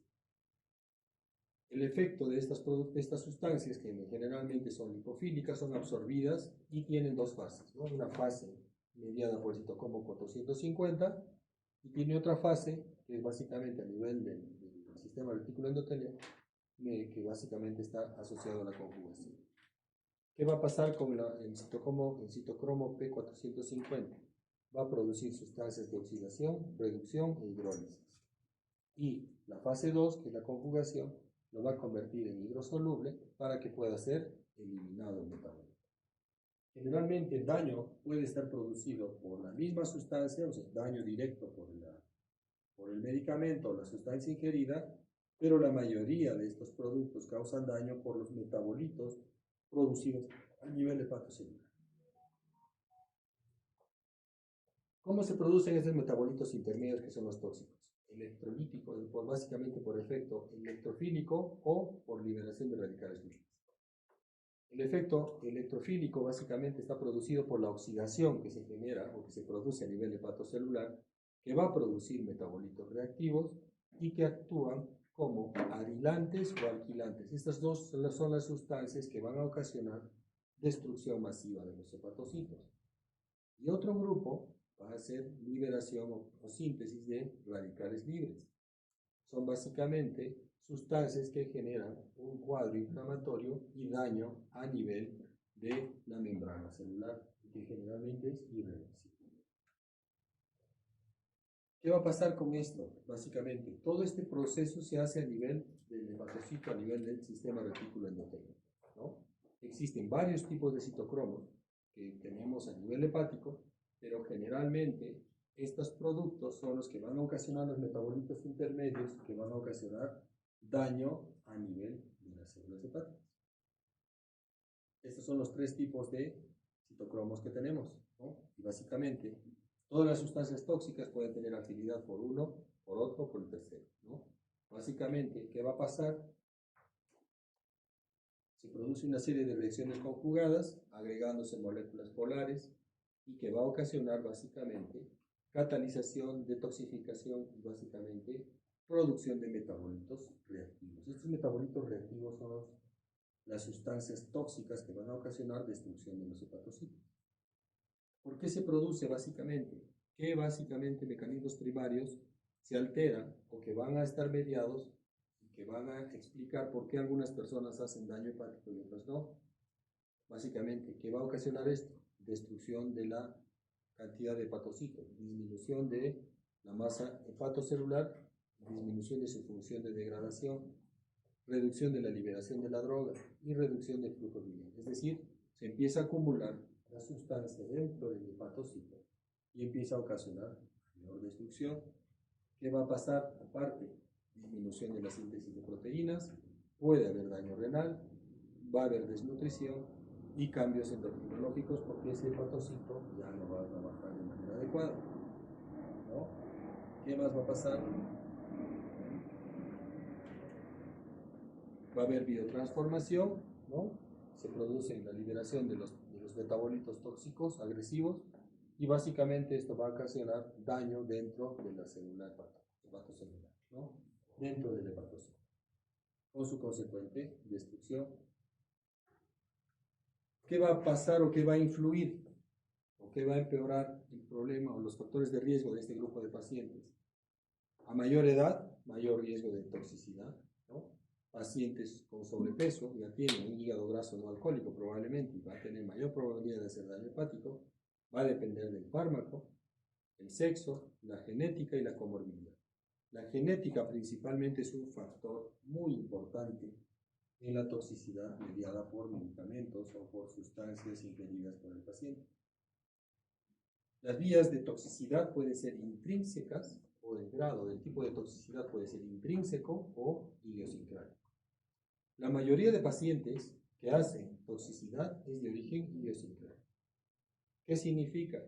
Los efectos se manifiestan solamente en algunos pacientes, en algunos individuos, y en ocasiones no depende de la dosis que le demos al paciente. Puede ser que tome 50 miligramos de un producto, ¿no? Puede ser que sea un antibiótico, y ese mismo paciente pueda tomar 100 miligramos, o otro paciente pueda tomar 100 miligramos y no hacer enfermedad. Es decir, no depende de la dosis, depende mucho de la sensibilidad o de la idiosincrasia de cada paciente. En otros individuos la toxicidad se manifiesta de manera de dosis dependiente, ¿no? Y el otro grupo es intrínseco. ¿Qué significa? Yo sé que ese producto causa toxicidad, ¿sí? Sus efectos se manifiestan en casi todos los individuos expuestos a partir de una determinada dosis. Este es dosis dependiente, ¿sí? La toxicidad depende del grado de exposición y de la dosis administrada. Es predecible y generalmente se puede reproducir en animales. Este idiosincrático no se puede reproducir en modelos animales. La idiosincrasia es genética, depende de cada persona. Acá tenemos un ejemplo del acetaminofén. ¿Por qué se produce? Por liberación de metabolitos activos, ¿no? La mayoría de ellos producen sulfonamidas o básicamente sulfatos, glucurónido, y esto que va a ocasionar destrucción masiva del hepatocito. El acetaminofén es dosis dependiente, muchachos. A mayor dosis de acetaminofén, mayor posibilidad de hacer toxicidad hepática. A diferencia de algunas otras sustancias. Todo este grupo de sustancias que ven acá son hierbas medicinales, ¿sí? ¿Qué tenemos acá? El Zen. Hay una serie de productos que generalmente son de origen chino, ¿no? Son una serie de productos herbolarios que se utilizan tanto para bajar de peso, para disminuir algunos cuadros de alergia o para mejorar algunos estados de enfermedad de las personas, ¿no? El problema es que muchas veces no toman un solo producto y no se sabe entender cuál puede ser el factor que pueda estar desencadenando la toxicidad. La cocaína, miren ustedes, también puede ocasionar daño por efecto de citocromo P. Siempre va asociado a este grupo de pacientes, a veces no solamente tienen adicción a una sustancia, sino que normalmente lo asocian con analgésicos o con medicamentos para descansar o alcohol, ¿no? Que va a ocasionar peroxidación, liberación de radicales libres, y esto como consecuencia va a ocasionar toxicidad y daño de las células hepáticas. La isoniazida, que es un medicamento que lo utilizamos muy comúnmente, muy frecuentemente en los pacientes con tuberculosis, tiene la posibilidad de causar toxicidad hepática, ¿sí? Siempre, todos ellos ni siquiera son por daño directo, sino es por liberación y producción de metabolitos intermedios, que son los que van a ocasionar destrucción de los hepatocitos, ¿no? El alotano, que es un producto que se utiliza en salas de operaciones, también liberación de radicales libres, peroxidación lipídica, ¿no? Respuesta de anticuerpos y siempre injuria hepática, ¿no?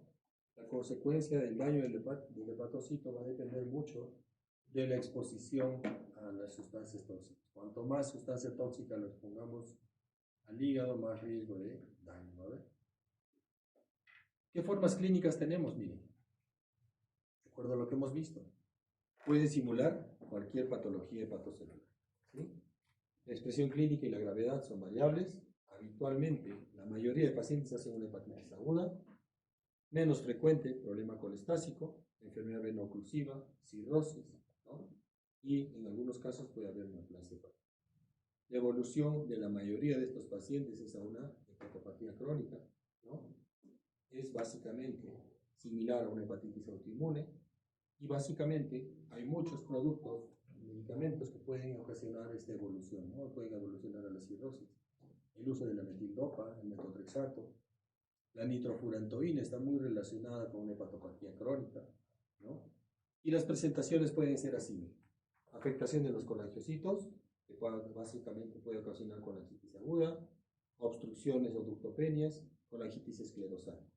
Lo más común, afectación de los hepatocitos, ¿no? Hepatitis colestásica, hepatitis crónica, algunos van a evolucionar a la cirrosis y evolucionan de su enfermedad aguda, adenomas, carcinoma hepatocelular. O daños endoteliales, ¿no? Dilatación de los sinusoides, peliosis hepática, enfermedad veno-oclusiva, angiosarcoma. O si se afectan las células estrelladas, va a haber fibrosis pericelular, ¿no? Cuando afecta a los macrófagos, va a haber formación de granulomas dentro del hígado, ¿no? ¿Qué vamos a tener en nuestros pacientes? Lo más común es síntomas como una falla hepática, elevación de transaminasas, disminución de la albúmina, prolongación del tiempo de protonía. Eso es lo más común. Pero hay otro grupo de pacientes que solamente pueden elevar discretamente las transaminasas, fosfatasa alcalina discretamente elevada. Hay destrucción similar como lo que se ve con el consumo de alcohol, afectación de la zona 3, ¿no? Y habitualmente, si este paciente se toma en un periodo inicial y suspende la medicación, hay resolución completa a la afectación hepática, ¿no? Los más comunes de daño, paracetamol e isoniazida, que son los más frecuentes, y generalmente el 4% de los pacientes con consumo de medicamentos pueden evolucionar a la cronicidad, ¿no? Manifestaciones clínicas de estos pacientes que va a tener, básicamente, ictericia, dolor en hipocondrio derecho, puede haber transaminasas elevadas, acolia, fiebre, ¿no? La resolución clínica es mucho más lenta en pacientes de la tercera edad, y generalmente estos pacientes de tipo colestásico están muy asociados a algunos medicamentos, principalmente uso de anticonceptivos orales y la amoxicilina ácido clavulánico. Puede dar una insuficiencia hepática, pero la manifestación de daño de toxicidad por consumo del medicamento está mucho más asociado a patología hepatocelular de origen colestásico. Generalmente estos pacientes con patrón mixto también van a tener algunas manifestaciones, ¿no? De tipo asociado básicamente al consumo de medicamentos, ¿no? La carbamazepina es uno de ellos, ¿no? Son pacientes que van a elevar transaminasas, van a elevar bilirrubina directa e indirecta, y cuando tomamos una biopsia, lo que encontramos es formación de granulomas intrahepáticos, ¿no? Generalmente estos pacientes, cuando suspenden la medicación, tienen regresión del cuadro del daño hepático producido por el medicamento. Y miren la cantidad de medicamentos que pueden ocasionar daño hepático. Elevación de transaminasas, miren ustedes, ¿no? Baclofeno, alopurinol, acetaminofén, antiinflamatorios no esteroideos, omeprazol, rifampicina. Medicamentos que elevan las transaminasas, la TGP y básicamente algunos patrones colestásicos, fenobarbital, nitrofurantoína, ¿no? Y miren patrón colestásico, clopidogrel y varios medicamentos, ¿no? Básicamente siempre los anabólicos también pueden causar problemas de hepatocellular. La cantidad de medicación, siempre acuérdense de la posibilidad de que un medicamento que recetemos a nuestro paciente puede acabar desencadenando toxicidad. Siempre es bueno explicarle al paciente que cuando empiece a tomar una medicación que le estamos iniciando y que nunca antes la ha tomado, siempre le explicar la posibilidad que pueda haber daño hepático, ¿no? Si el paciente empieza a tener ictericia, empieza a tener prurito, empieza a tener coluria, ¿no? o empieza a tener manifestaciones de toxicidad, náuseas, vómitos, prurito, básicamente siempre decirle que regrese a la consulta porque puede estar asociado a la posibilidad de daño hepático por consumo de medicamentos. Dentro de los medicamentos más comunes, paracetamol principalmente. Los medicamentos para el tratamiento de la tuberculosis son muy riesgosos para la función hepática. Y la amoxicilina con ácido clavulánico y la nitrofurantoína también tengan siempre presente, que también pueden causar daño hepatocelular. ¿Cómo hacemos el diagnóstico? Generalmente es la sospecha, es lo mismo que hemos visto hace un rato, ¿no? Siempre vamos a sospechar que un medicamento está causando daño, ¿no? Relación temporal adecuada, exclusión de causas alternativas y criterios positivos, ¿no? Efecto de la retirada, que es lo que estábamos comentando. Que el paciente esté sano antes de empezar la medicación. Haya manifestaciones de toxicidad cuando empieza el medicamento, mejora cuando suspendo la medicación y vuelve a tener síntomas cuando lo vuelvo a exponer al producto tóxico, ¿no? Esto básicamente es medio peligroso, pero puede ser una posibilidad para interpretar que puede estar causando toxicidad. Esto último se hace muchas veces en los medicamentos, básicamente como los antituberculosos. Muchos pacientes necesitan tomar la medicación, si no el riesgo de tuberculosis es mucho más grande. Ahí se puede reiniciar la medicación con dosis bajas, ¿no? Y generalmente, como son 4 medicamentos que le damos, no sabemos cuál de ellos es el que está causando toxicidad. Cuando se empieza o se reinicia la medicación en estos pacientes, generalmente se empieza medicamento por medicamento, ¿no? Hasta que se llega a completar la medicación convencional que debe utilizar el paciente. Básicamente, esta clasificación de escalas de toxicidad les puede servir también para tener alguna referencia. Hablamos de una escala muy probable, cuando tenemos una puntuación mayor a 8, probable de 6 a 8, posible de 3 a 5, improbable de 1 a 2 y muy probable menos de 1. Muy improbable menos de 1. ¿Qué habla? Cronología, que es lo que hemos visto ahora. Desde la retirada del medicamento hasta la aparición, puntuación. Recurso de reacción, es decir, volver a reiniciar el medicamento, ¿no? Eso es lo que habíamos dicho, suspender la medicación, reiniciarla y ver si el paciente estaba sano antes del medicamento. Si usa medicamentos concomitantes, si está gestando, consumo de alcohol, y hay algunas otras manifestaciones que le dan una puntuación, ¿no?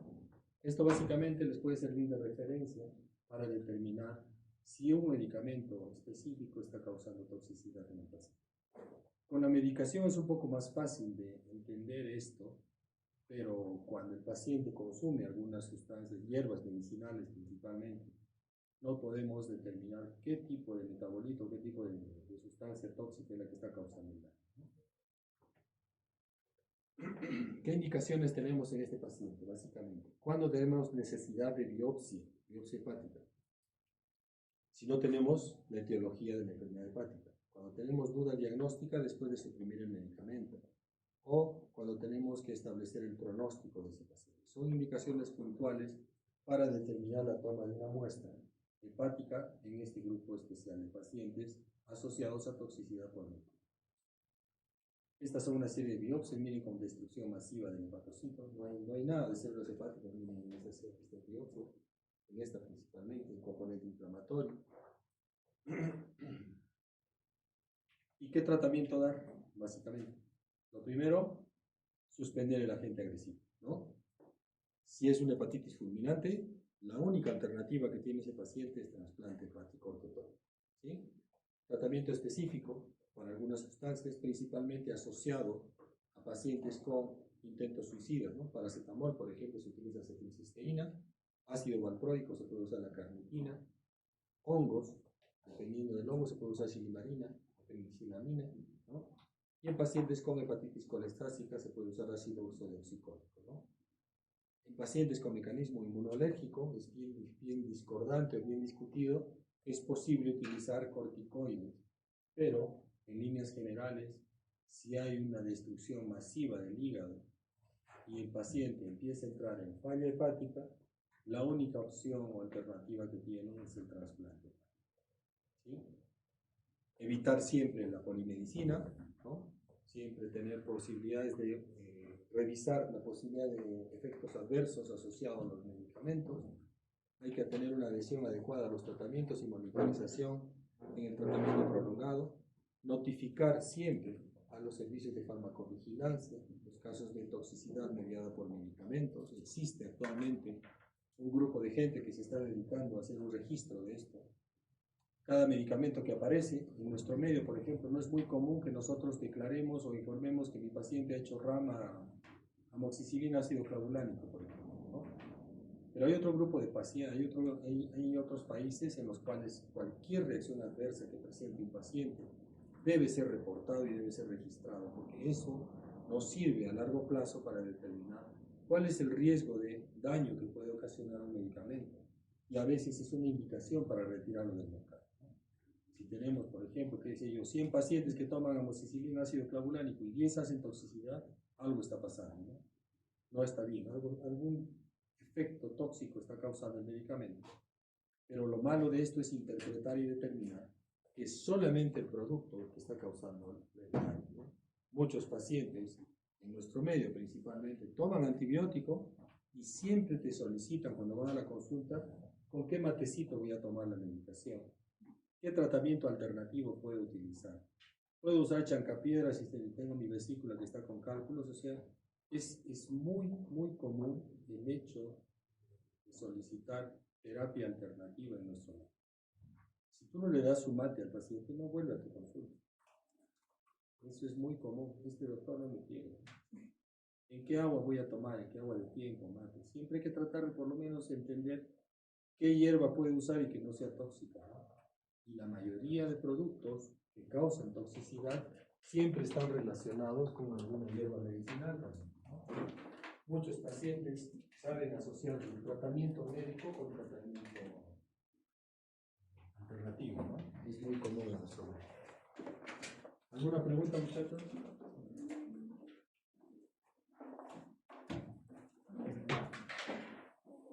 Bien, acabamos ahí entonces la lista.